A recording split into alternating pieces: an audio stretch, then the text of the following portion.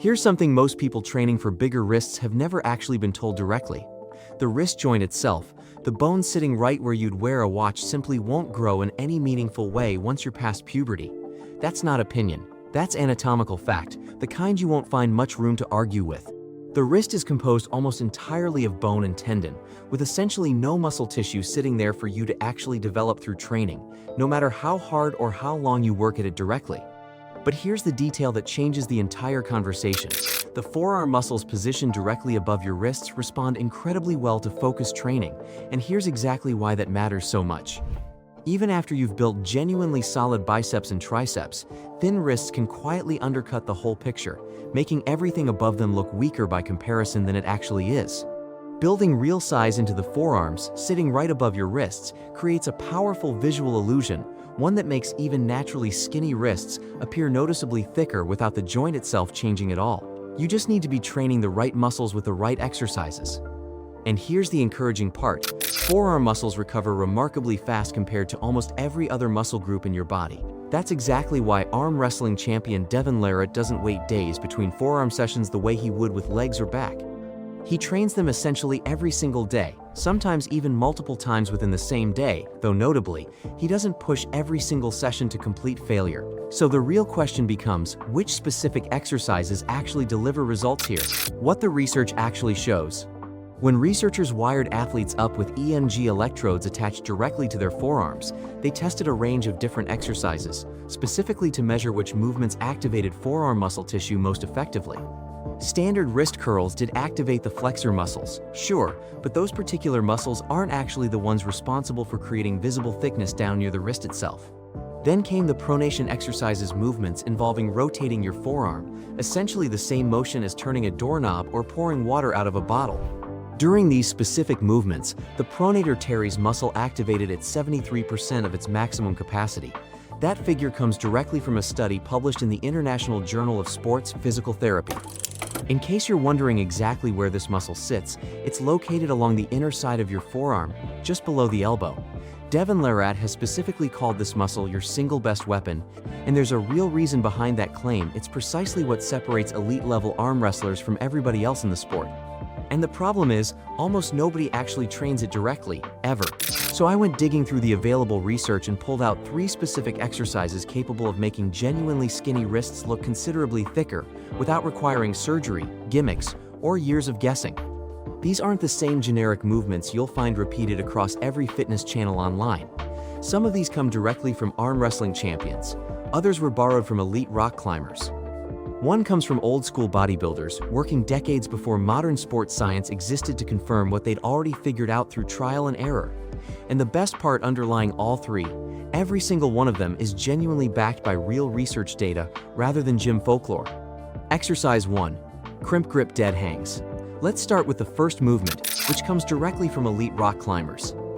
A dedicated study on rock climbers measured muscle activation across several different grip positions used on the wall. The flexor digitorum profundus activated at a striking 96.6% of reference voluntary contraction, specifically during crimp grips, the intensely demanding finger positions climbers rely on when working tiny, minimal holds. But what does that percentage actually mean in practical terms? Reference voluntary contraction is simply how researchers measure muscle activation relative to an established baseline gripping position. That 96.6% figure means the muscle in question is working at an extraordinarily high level compared to how it performs during ordinary, everyday gripping. So what exactly is the flexor digitorum profundus? It's the deep muscle running through your forearm that controls the movement of your fingertips specifically. Anytime you grip something, a barbell, a steering wheel, or a pull-up bar, you're hanging from this muscle is doing the majority of the underlying work. And here's precisely why that matters for wrist size specifically. That intense activation creates real thickness throughout your entire forearm, especially in the area closest to the wrist itself. Just look at rock climbers as living proof of this principle. They carry some of the most visibly developed forearms found anywhere in athletics, purely because they spend hours at a time hanging from holds with their grip muscles under near constant tension. Crimp grip, dead hangs deliver essentially that exact same training stimulus, without requiring you to actually climb anything.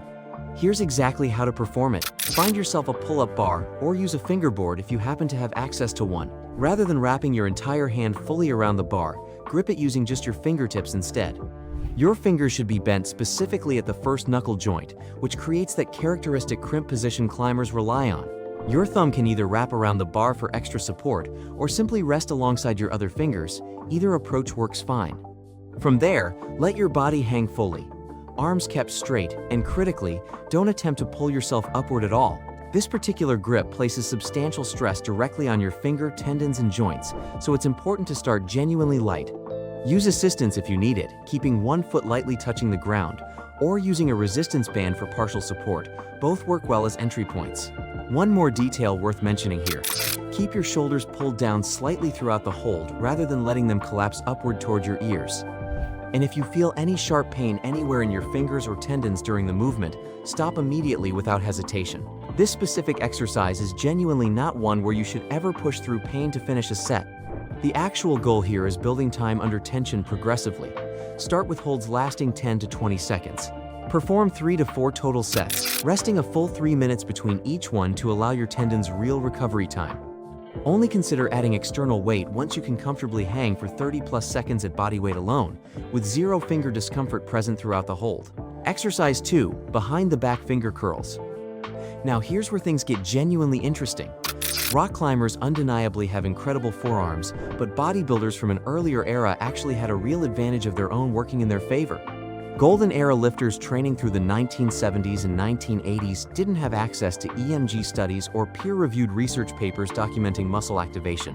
What they did have instead was decades of pure trial and error, carefully observing what actually built visible mass on their own bodies over time.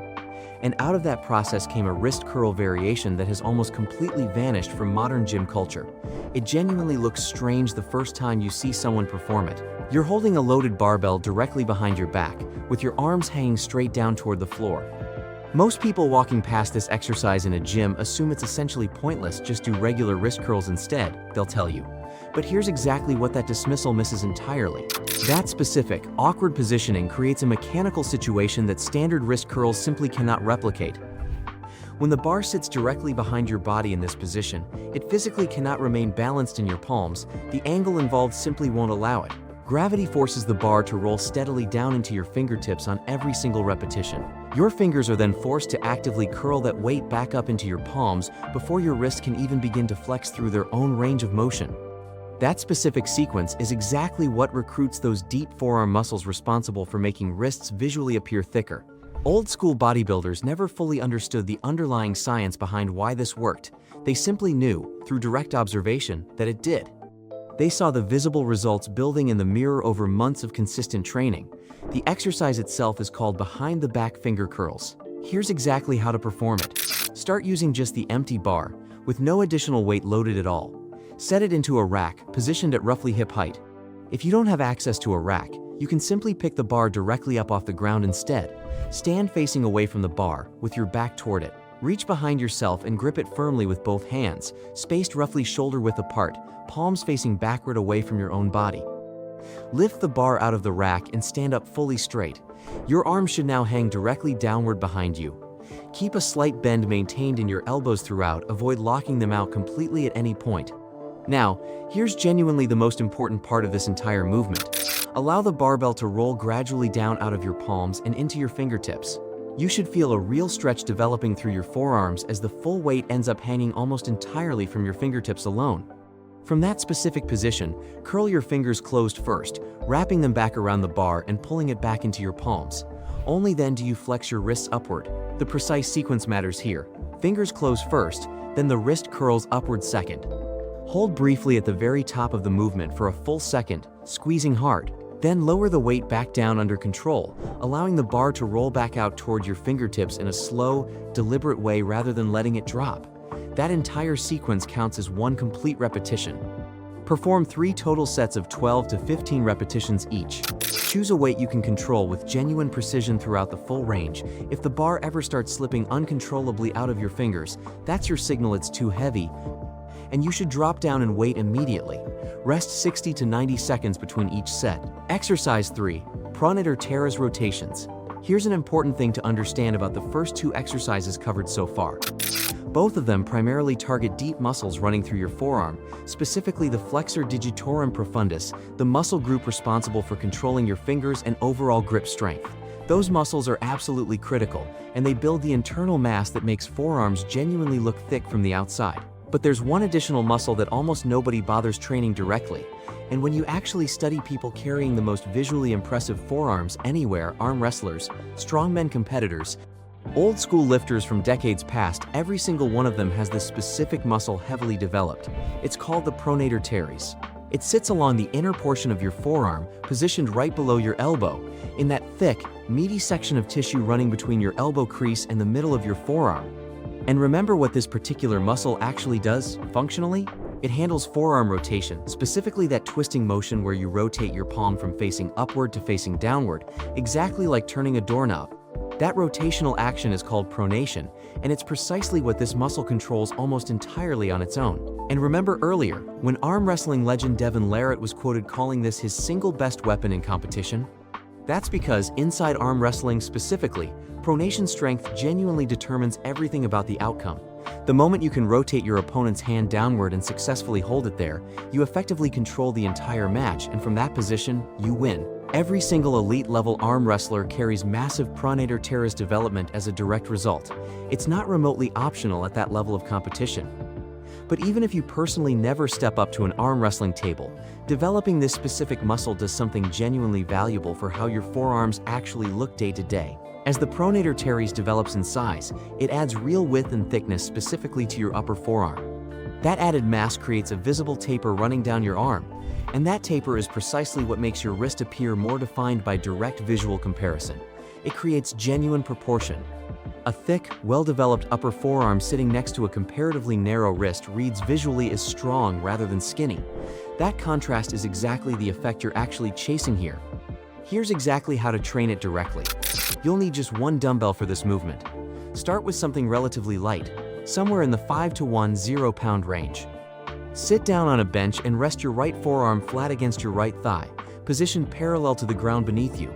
Let your wrist hang freely just past your kneecap so it has room to rotate without obstruction. Hold the dumbbell in your right hand with your palm facing directly upward toward the ceiling, so the dumbbell itself stands vertical in your grip. Keep your wrist in a neutral position throughout, not bent forward, not bent backward, simply straight and stable. Now for the actual movement itself. Slowly rotate your forearm inward, turning your palm gradually from facing upward to facing downward. Rotate as far through that range as you're able to go, continuing until your palm fully faces the ground beneath you. You should feel real, direct engagement along the inside of your forearm. Right below your elbow, that specific sensation is your pronator teres actively contracting under load. Pause briefly for a second once you reach the bottom of that rotation. Then, slowly rotate your forearm back to the original starting position, controlling the movement carefully through both directions rather than simply letting gravity yank the weight back on its own. Perform 3 total sets of 15 to 20 repetitions on each arm, sticking with genuinely light weight throughout.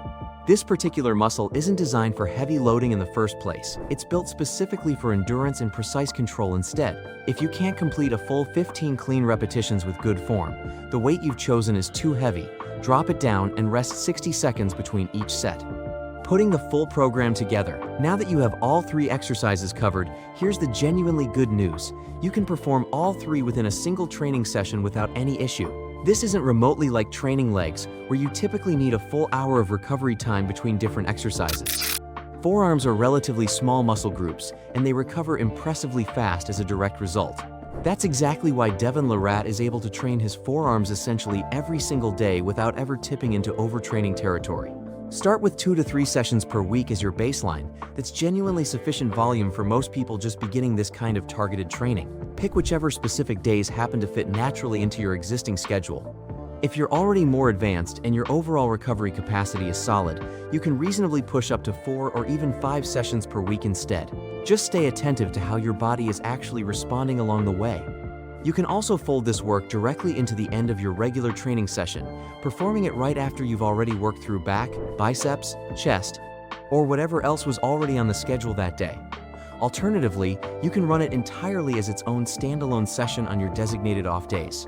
Both approaches work equally well. Just make sure you avoid doing heavy forearm work immediately before any exercise that demands strong grip performance.